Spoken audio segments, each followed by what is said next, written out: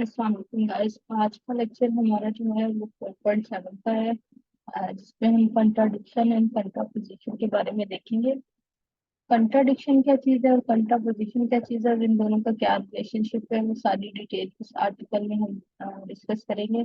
सबसे पहले आते हैं कंट्राडिक्शन की तरफ। कंट्राडिक्शन क्या चीज़ है कि इसमें हमने किस मेथड को अडॉप्ट करना होता है। हमने देखना होता है कि हमने क्या करना होता है, अपनी स्टेटमेंट जो हमें दी होती है उसको हमने सपोज कर लेना होता है कि वो फॉल्स है। मतलब जो भी स्टेटमेंट दी होगी उसकी हम निगेशन सपोज कर दिया करेंगे, और सपोज करेंगे कि इसकी जो निगेशन है यानी कि इसका उलट जो है वो हमारे पास स्टेटमेंट ट्रू है। जो भी हमारे पास स्टेटमेंट होगी उसकी उलट स्टेटमेंट भी ले लिया करेंगे, और उस नेगेशन को ट्रू जो है वो लेके चल पड़ा करेंगे। फिर हम ये दिखाया करेंगे कि जो हमने सपोजिशन की है उसको लॉजिकली दिखाया करेंगे कि वो कंट्राडिक्शन में है, यानी कि वो उलट है। जो हमने ट्रू ली थी वो असल में ट्रू नहीं है।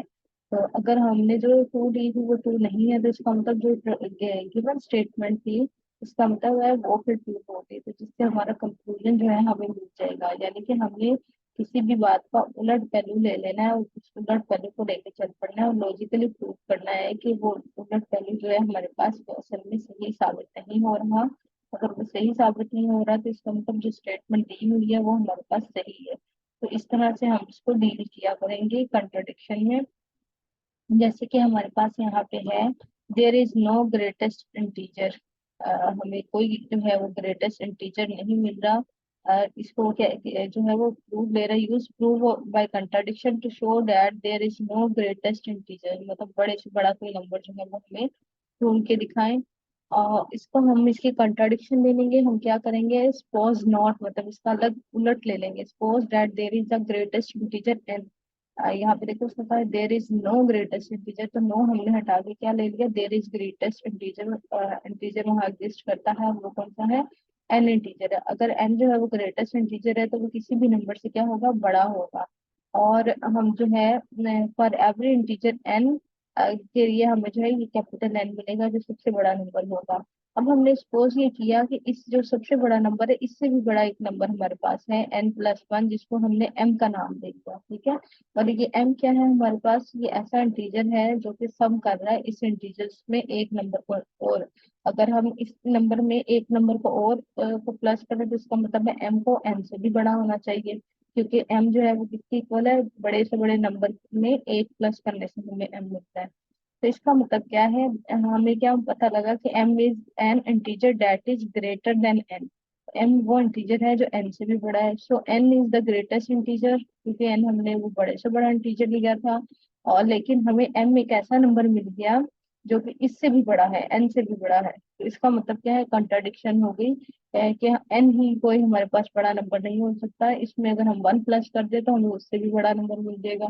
तो हम कह ही नहीं सकते कि ये बड़े से बड़ा नंबर है। बड़े से बड़ा नंबर हम इसीलिए इंफिनिटी कह देते हैं क्योंकि हमें नहीं पता कौन सा बड़े से बड़ा नंबर है। वो कोई भी नंबर हो सकता है, हम जहां तक नंबर को लेके जाना चाहें। इसलिए हम फिक्स नहीं कर सकते कि एन हमारे पास कोई बड़े से बड़ा नंबर है। तो इसलिए यहाँ कहा गया है there is no greatest integer.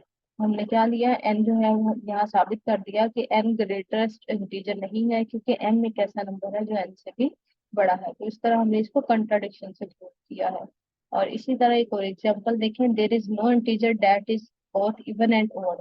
कोई भी ऐसा इंटीजर नहीं है जो एक ही टाइम पे गिफ्ट भी हो और दांत भी हो, यानी इवन भी हो और भी हो। तो इसको भी हम कंट्राडिक्शन से लेंगे। हम सपोज करेंगे कि एक ऐसा इंटीजर n है, एग्जिस्ट करता है, जो कि इवन भी है और ऑड भी है। अगर ये n इवन भी है और ऑड भी है तो n को हम 2a के साथ भी लिख सकते हैं और 2b+1 के फॉर्म में भी लिख सकते हैं।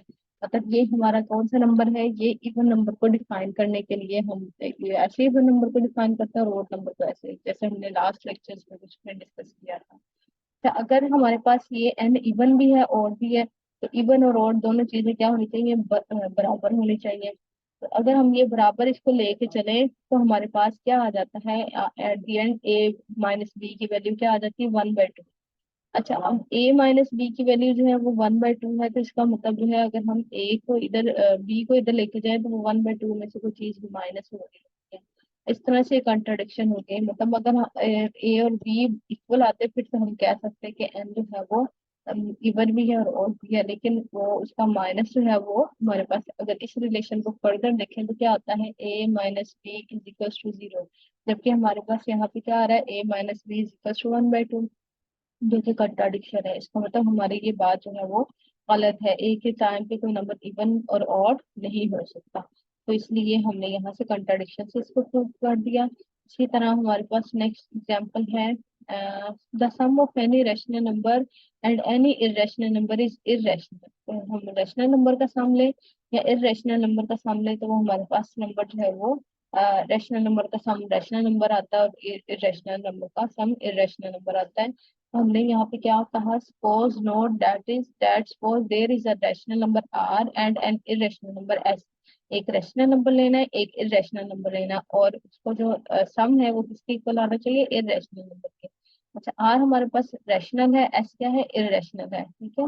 और हमने इसका सम जो है वो इरेशनल नहीं रखना, वो क्या रखना है, रैशनल रखना है, क्योंकि उलट हमने लेना है ना, कंट्राडिक्शन लेनी है। यहाँ पे क्या है, रैशनल है, लेकिन हम ले क्या रहे हैं, रैशनल इसको ले रहे हैं, इसके सब को किसके इक्वल ले रहे हैं, रैशनल के इक्वल। ओके, नाउ अगर ये हमारे पास इसका सम रैशनल के इक्वल है, तो इसका मतलब है कि आर प्लस एस जो है वो किसी ए और बी के इक्वल होगा, ठीक है।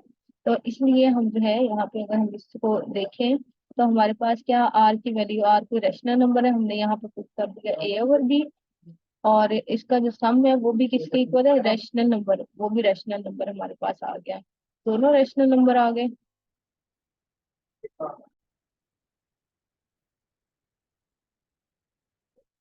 आगे था उसको भी रैशनल नंबर लिया था, और उसका सम जो था उसको भी रैशनल नंबर कहा था।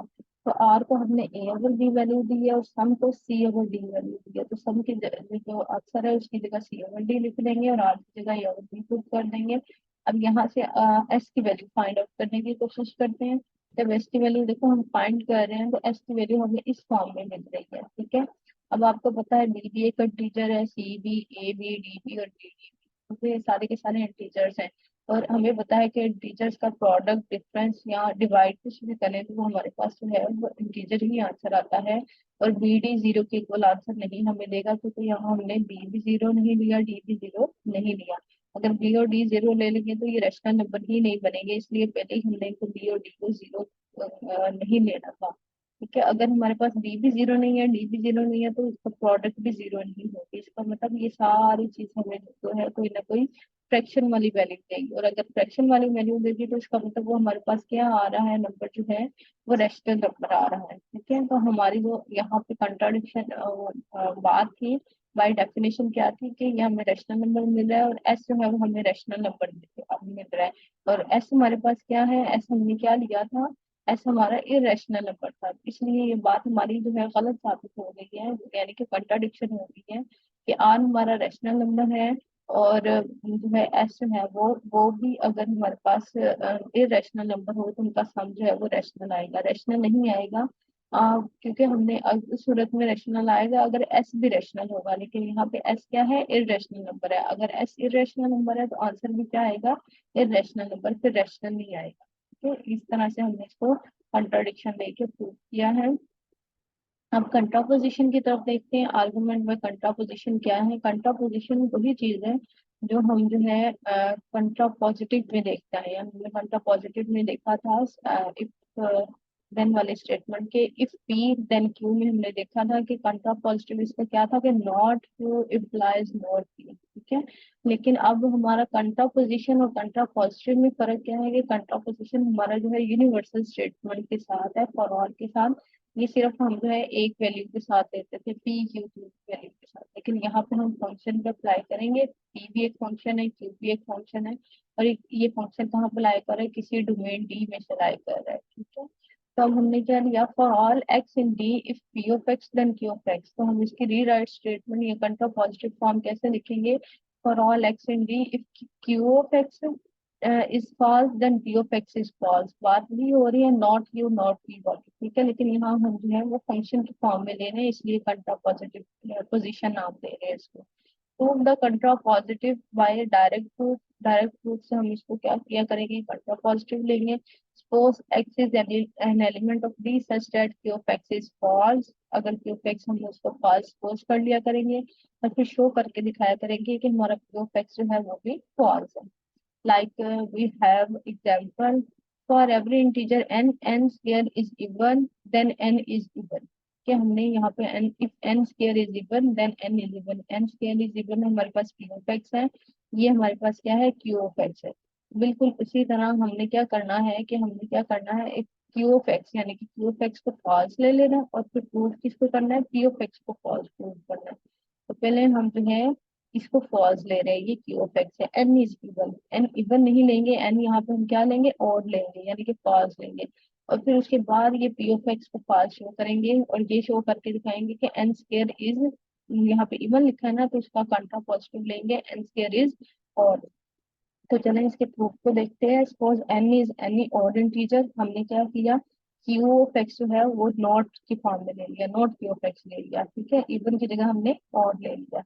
अब हमने बाय डेफिनेशन अगर जो है ये ऑड है, एन ऑड है, तो एन को कैसे लिख सकते हैं, 2k+1 की फॉर्म में लिख सकते हैं। और हमने फाइंड अब क्या करना है, एन स्क्वायर फाइंड करना है। इसका स्क्वायर लेके देखें और स्क्वायर लेके आप देख रहे हो कि आपके पास जो वैल्यू आ रही है वो अगेन इस फॉर्म में आ रही है। और ये फॉर्म हमारे पास कैसी है, 2k+1 वाली फॉर्म है अगेन हमारे पास, ठीक है। 2k+1 वाली फॉर्म हमारे पास अगेन आ गई है ये वाली। तो ये क्या चीज शो कर रही है, इवन नंबर को नहीं शो कर रही है, ऑड नंबर को शो करती है। इसका मतलब एन स्क्वायर क्या है, वो भी हमारे पास ऑड आ गया। हमने क्या किया, क्यू ऑफ एक्स को नॉट लिया यानी कि Q of x odd number ले लिया, तो हमारे पास पी ऑफ एक्स भी ऑड नंबर आ रहा है। तो इस तरह हमारा जो है कंट्रापोजिशन से प्रूव हो रहा है कि अगर हमारे पास जो है ये स्टेटमेंट ट्रू साबित हो रही है, for every integer n, if n square is even then n is even. तो कंट्रापोजिशन से हमने इसको शो करवाया। तो आप इसको डायरेक्ट प्रूव भी कर सकते हो, कंट्रापोजिशन से भी कर सकते हो, ये दोनों तरह से प्रूव हो सकते हैं। Relation between prove by contradiction and contraposition, क्या फर्क है दोनों में, ये अब हम देखेंगे। कंट्रापोजिशन में हम क्या करते हैं जी, हम अपना प्रूफ जो है फॉर ऑल स्टेटमेंट के लिए लेते हैं। एक डोमेन में ली होती है पी ऑफ एक्स और क्यू ऑफ एक्स, दो फंक्शन होते हैं, और प्रूव करते हैं कि अगर हमारा क्यू ऑफ एक्स ट्रू नहीं है तो फिर हमारा पी ऑफ एक्स भी ट्रू नहीं होगा, ठीक है। और ये हमारी जो होती है प्रूफ बाय कंट्रापोजिशन होती है। जबकि कंट्राडिक्शन में हम क्या करते हैं, suppose there exist x in D such that P of x and not Q of x, ठीक है। तो हम इसमें जो है वो कंट्राडिक्शन हम पी ऑफ एक्स की ही नॉट पी ऑफ एक्स ले रहे होते हैं, मतलब पहली चीज को ही हम जो है वो निगेशन में ले रहे होते हैं, जबकि कंट्रापोजिशन में हम क्यू ऑफ एक्स का नॉट लेते हैं। तो ये इन दोनों का रिलेशन है और ये इन दोनों में फर्क है। अब यहाँ पे देखो, अगर यही वाला जो हमारा है प्रूफ, जो प्रपोजिशन हमने ऊपर देखी थी, for every integer n if n square is even then n is even, तो इसको अगर हम कंट्राडिक्शन से हम करेंगे, हम क्या करेंगे, suppose that there is integer n that is n square is even. अगर और एन इज नॉट इवन, हमने एन को नॉट इवन लेके उसकी मदद से इसको जो है वो प्रूव करना है कंट्राडिक्शन में। कंट्राडिक्शन में उलट हमने जो है वो इसका प्रूफ एक्स का ले लेना है और फिर उसका स्क्वायर लेके फिर शो करवा देना है कि वो भी हमारे पास जो है ओड नंबर ही आ रहा है। तो हम जो मेन चीज है जो हमें गिवन होगी यानी कि एन जो है उसको हम नॉट इवन लेंगे यानी इसकी कंट्राडिक्शन ले लेंगे और फिर शो करवा देंगे कि ये भी जो है ये नॉट इवन है। तो कंट्राडिक्शन में और कंट्रापोजिशन में ये फर्क है बेसिकली। आगे इसकी एक्सरसाइज देख लीजिए। एक्सरसाइज में सेम सेम इसी तरह के जो है वो प्रूव है, कुछ स्टेटमेंट्स हमें दी हुई है छोटी छोटी सी। लाइक वाइज यहाँ पे देखिए, जैसे let s be the statement for all positive real numbers r and s, r plus s का square root is not equal to square root of r plus square root of s, where s is true but the following proof is incorrect, find the mistake. इसमें जो है वो कह रहे हैं कि mistake find करें, एस जबकि स्टेटमेंट हमारे पास ट्रू है। तो हम जो है इसमें मिस्टेक फाइंड आउट कर सकते हैं।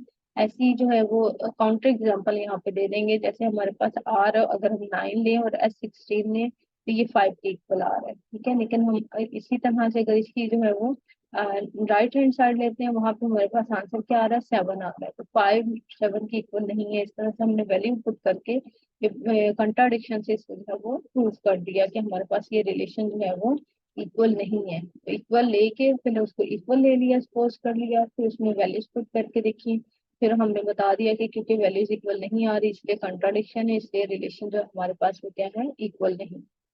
सिमिलरली बाकी हमारे पास जो है ये भी कंट्राडिक्शन से है, और ये कंट्रापोजिशन से सॉल्व किया हुए क्वेश्चंस हैं।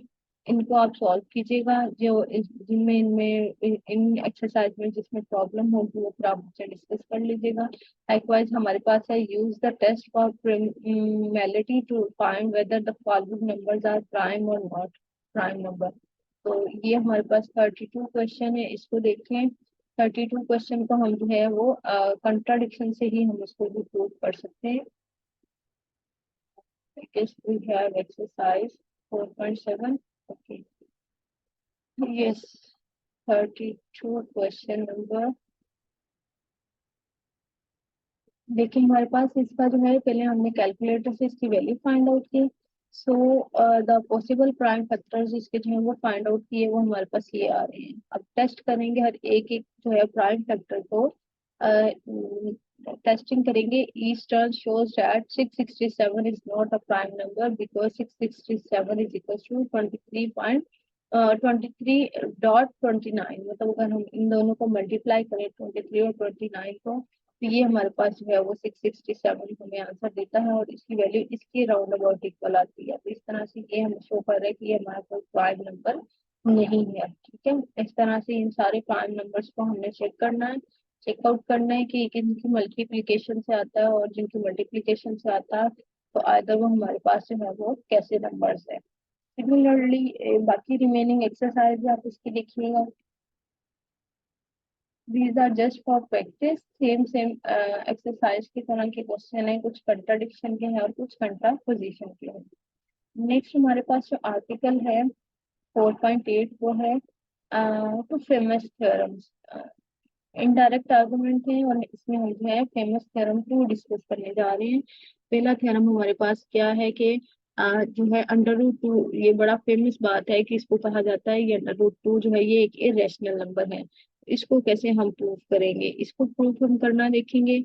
और जैसे यहाँ पे देखें बाय कंट्राडिक्शन ही हम इसको प्रूव करेंगे। Suppose that under root two is rational number. अगर ये रैशनल नंबर है तो इसको हम किस फॉर्म में लिख सकते हैं, पी ओवर क्यू की फॉर्म में, या एम ओवर एन की फॉर्म में हम लिख सकते हैं। ठीक है, अब दोनों साइड पर अगर हम स्क्वायर करें तो हमारे पास क्या रिलेशन आता है, ये रिलेशन आ जाता है। अब ये इक्वेशन जो है हमें क्या दे रही है कि देखिए ये 2a वाली फॉर्म है, ये क्या है, इवन नंबर हमें दे रहा है। ठीक है, इवन नंबर, m का स्क्वायर इज इवन, तो हम कहेंगे m square is even, it follows that m क्या होगा, m बजाते खुद भी इवन होगा।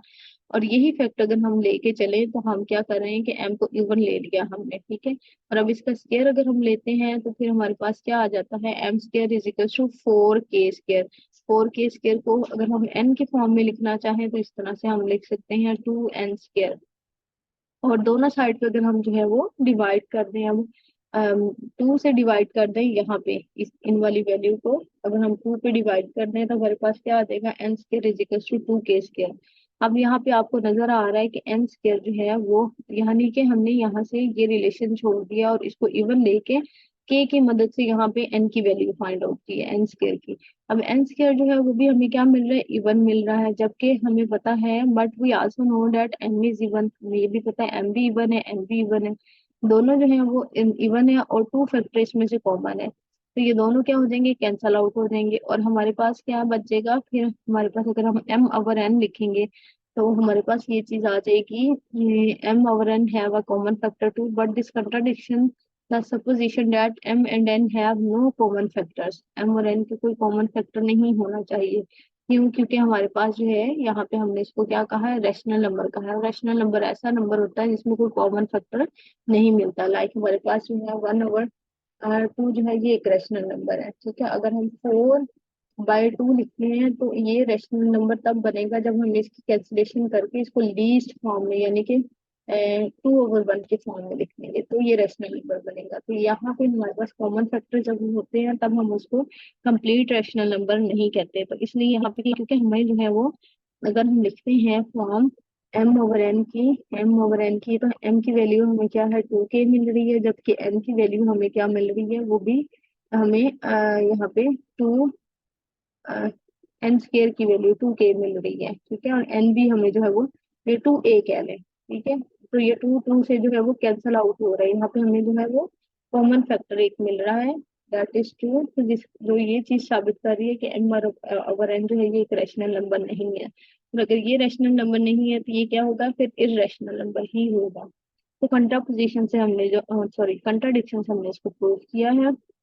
इसी तरह से एक ये भी जो है प्रपोजिशन हमारे पास है कि 1+3 अंडर रूट 2, यानी कि जिसमें जिस वैल्यू में भी अब अंडर रूट 2 आ जाएगा, चाहे उसमें कोई एक रैशनल नंबर या कोई इंटीजर प्लस ही क्यों ना हो रहा हो या मल्टीप्लाई ही क्यों ना हो रहा हो, तो वो नंबर हमारे पास इरेशनल नंबर बन जाएगा, क्योंकि एक भी चीज जो है वो इरेशनल नंबर की आ जाएगी, तो सारी की सारी स्टेटमेंट इरेशनल नंबर हो जाएगी। ये भी बिल्कुल उसी लाइन पे जो है वो प्रूव किया हुआ है। और are there infinitely many prime numbers हैं, वो कितने होते हैं, क्या इसकी एक जो हमारे पास थ्योरम है, for any integer a and any prime number p, p divided by a, p जो है वो ए पे डिवाइड कर रहे हैं, then p not divided by a+1, मतलब अगर ये इसका फैक्टर है तो अगला इससे अगला नंबर जो है वो इसका फैक्टर नहीं होगा, एक नंबर छोड़ के इसका फैक्टर आएगा। जैसे हमारे पास 2 के फैक्टर, अगर हम 2 के छोड़े 6 के हम फैक्टर्स अगर देखें, 6 के हमारे पास जो फैक्टर्स बनते हैं वो हमारे पास आएंगे, 1 आएगा, होल्ड अ मिनट,